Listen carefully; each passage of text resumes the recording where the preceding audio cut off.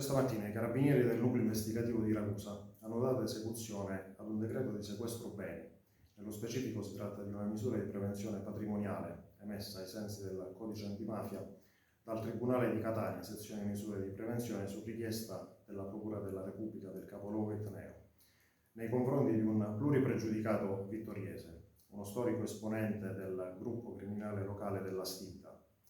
Il valore dei beni sequestrati ammonta a circa 2 milioni di euro ed è costituito da 2 complessi aziendali,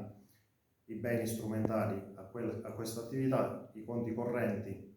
e tutta la struttura necessaria per far funzionare queste 2 aziende. Si tratta di un risultato molto importante per il contrasto alle associazioni di tipo mafioso presenti sul territorio della provincia, in quanto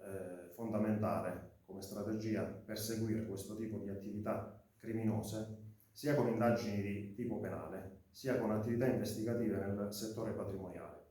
per sottrarre a soggetti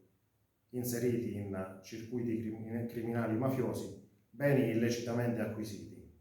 soprattutto quando questi beni vengono poi impiegati in strutture produttive che possono, per il solo fatto dell'appartenenza del titolare a cui è riconducibile questa struttura, inquinare le normali dinamiche di mercato e alterare la normale concorrenza.